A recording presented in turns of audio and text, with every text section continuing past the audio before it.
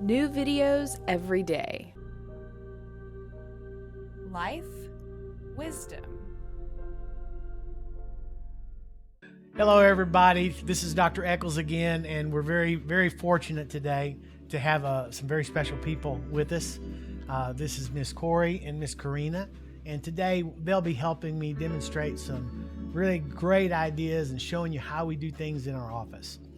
One of the things I wanted to talk to you about, and this is something that really surprises a lot of people, is when they come into the office, they'll oftentimes point to a spot on their back and they'll say, "Doc, it hurts right here." Well, I've learned over the last 27 years that just because it hurts right here doesn't mean that that's necessarily where the problem is. Pain can refer and radiate all over the body. I always kind of laugh and I joke with my patients and I say, you know, if you step on a dog's tail, it's the other end that ends up barking. So in our case, oftentimes where the pain is not, or the problem is not necessarily where you're going to feel the pain. So today what I wanted to do was kind of demonstrate, if it isn't necessarily where the pain is, how do we go about finding out where it is?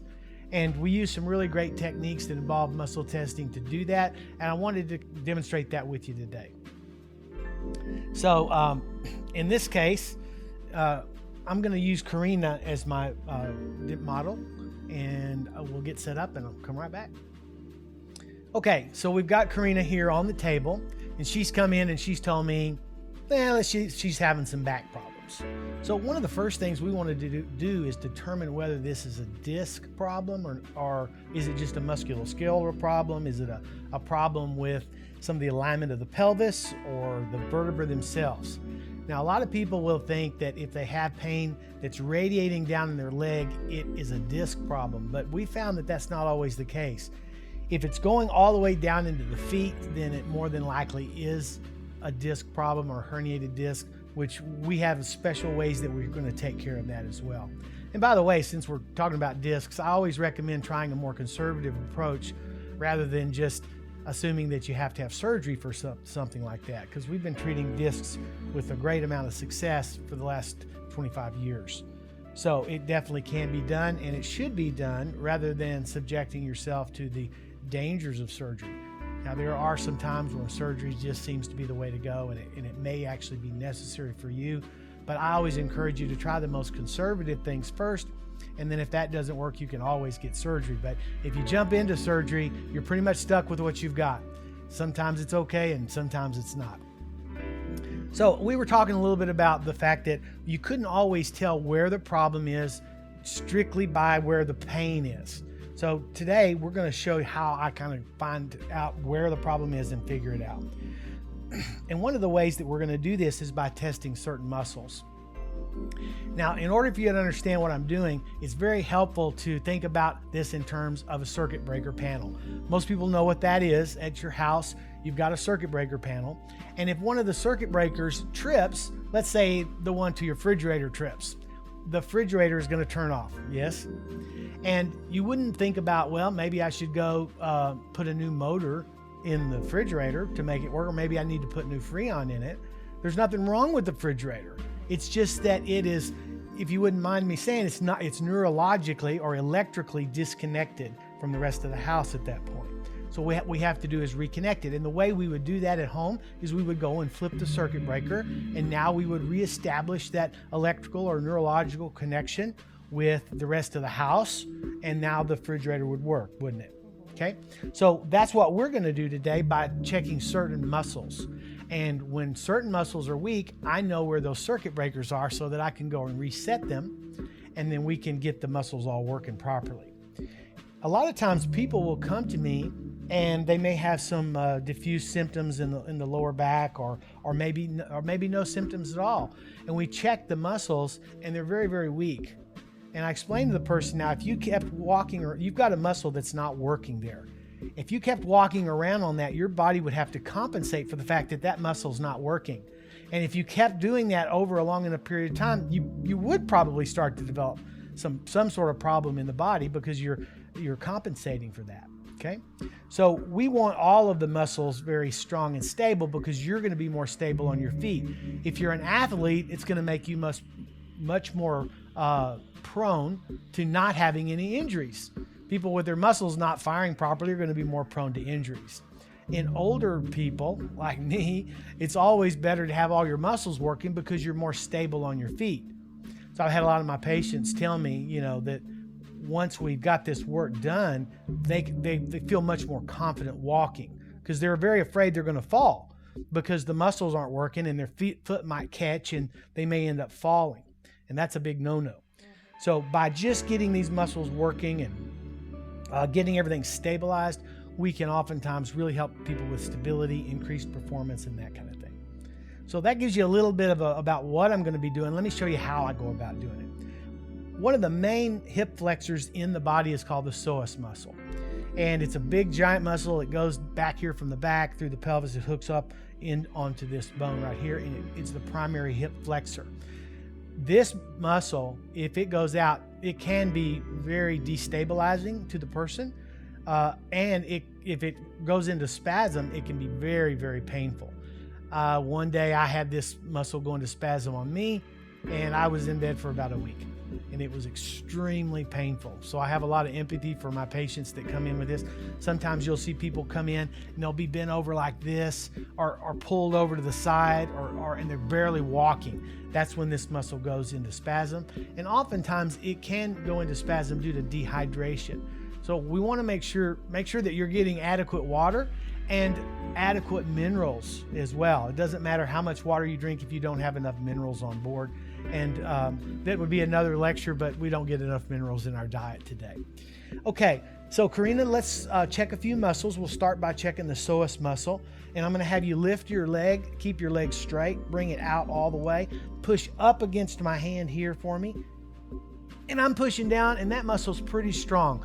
She can lock it in place, and that's what we're looking for, is if that muscle locks. If you push on it and it's just kind of like a rubber band and goes all the way down, that muscle has lost its ability to function properly. So I'm going to walk over here to this end of the table. Push up for me here. Good. And that muscle is working pretty well too. Now, the other hip flexor that we have here is called the rectus femoris. Don't worry about the names. It's just a big muscle that goes right here on the top. And let's check that one. I want you to raise your legs straight up, push up. Okay, and that muscle's really strong. And then let's check this one right here. Push up right here. Uh-oh. What happened? Hold it up. See, she can't do it. So this muscle is more like a rubber band. It's just sitting there and she can't do it. And when she tries to, you can see her trying to recruit her other muscles and her pelvis comes up off the ground here like this. So this is a real big indicator that we've got some sort of a disconnect in there and the body is not able to recruit this muscle and make it strong. So we're going to do that one more time. I want you to push up real hard. See, it just goes straight down. And I can actually feel it like torquing my back. Exactly. So now we're going to do a little bit of muscle testing. I think for the camera's sake, I'll try to do it on this side. I normally would do it on the other side. Now we've got to find out what it is about this muscle that's not right. So we're going to have you push right here for me. Good. And I'm going to touch here, push here. Okay, so we've got several of these circuit breaker points in the body. This one just happens to be called a neurovascular point. And this point right here in her head actually corresponds to where the origin of this muscle is. And the origin is on right there, and it should be kind of tender. Oh, yeah. Okay, so she notices that right away. It's very tender. She didn't know that. When she sat down, she didn't know that that muscle was going to be tender there or that it was going to be weak. And that's what I'm talking about. Just keeping these muscles balanced is a great idea. And she may have come in and we found this with her not really having any obvious symptoms. Sometimes there is, sometimes there not.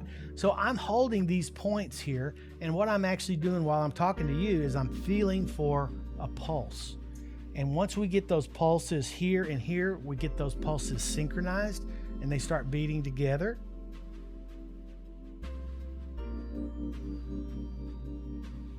Then I know that muscle, we're done with that particular point. And there could be more than one thing wrong with the muscle as well. Is that starting to lighten up a little bit, or is it still real tender?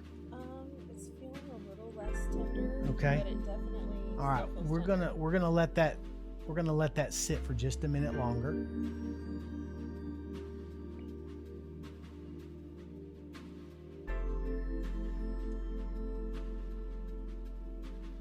And oftentimes, I will use my elbow instead of my fingers for this, just to make it a little bit easier on me, because the fingers I got quite a bit of pressure on this muscle.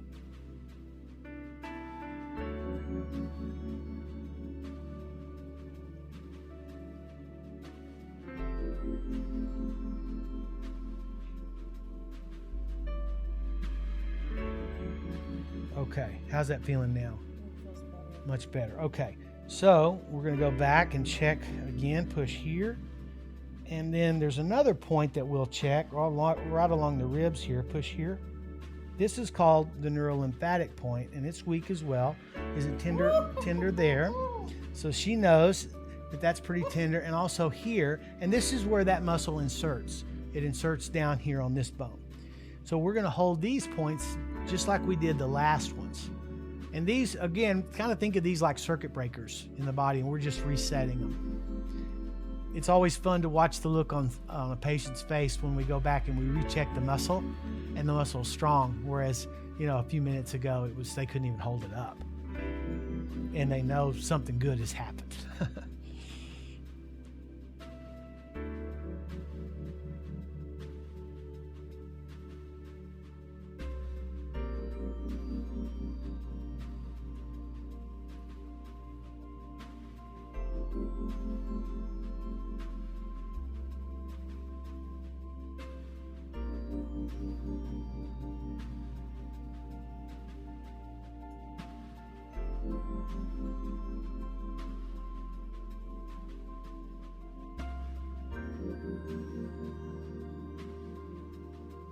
Okay, so we've got these pulsing together now. It takes a little bit of practice to feel these pulses in the body, but once they do, it's pretty obvious. So now we've got those two. Let's go ahead and check something else. Push here for me. I'm going to reach right under here and touch the base of her sacrum. Push here. Okay, and that's weak too. So one of the things that can shut this muscle off is having the sacrum out of position. In this case, it would be rocked backwards on this side. So that would be the next thing I'm going to do, is adjust that. So Karina, let's get that adjusted. I'm going to have you roll over on this side facing me. And Karina, I'm going to get you to straighten this leg, put this leg up here, and I'm going to have you scoot toward me. So you're over here on this side of the table. And I'll take this arm. You don't need it. There we go. We pull that arm under just to give a little bit more traction. All right, so we've got Karina in the position here. Just to give you all a little anatomy, this is her lumbar spine back here. Her iliums are the big bones that are on the side here, where the hip bone actually attaches into. And the ilium on this side attaches to the sacrum, which is that big bone that goes here that turns into her tailbone right here. So her sacrum is actually rocked back on this side. Is it tender here? Yes. Okay. So we're going to just move that bone a little bit. I'm going to have you come over. Good. Breathe out there for me. Perfect. Now, I'm going to have you come over. Good. Breathe out there for me. Perfect. Now, I'm going to have you come over. Good. Breathe out there for me. Perfect. Now, that we're good. And we felt that bone move back in place, didn't we? Yeah, we did. All right, so very good. Put your feet back down for me now. And now we're going to go back and check our work and see how we're doing. Give me this arm right here. Push here for me. Okay. I'm going to reach right up here. Push. Okay, that's real strong now. And over here, push. Good. And then we'll go here. Push. Good. All right, so now I've got the two circuit breakers here back fully functioning, and I've reset the sacrum. So let's go down and check the muscle and see how it's doing. Okay.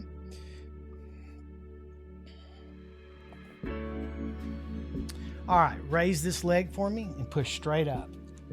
Okay. Now I can't push your leg down. Did you feel the difference in that muscle? So even in just a couple of minutes, you didn't have to go work out or make that. A lot of people think they're just not working out one leg or the other. That's what they think. It doesn't have anything to do with that. This muscle was actually neurologically disconnected from the rest of your body. It was only working maybe at a small percentage of what it should be. So now we've got it reconnected. I can't push your leg down. And you noticed your pelvis was staying on the floor. So this is a really good demonstration of how the problem may not necessarily be right where the pain is. And even more importantly, this is how I would go about in my practice of locating where the problem is and not just guessing, but locate where the problem is, make an adjustment, and then, and this is really cool, see an immediate response from the body that we've done the correct thing. This is Dr. Jeff Echols. Thank you for watching, and I'll see you again in another video real soon. That was really neat. Cool. That was a really cool explanation.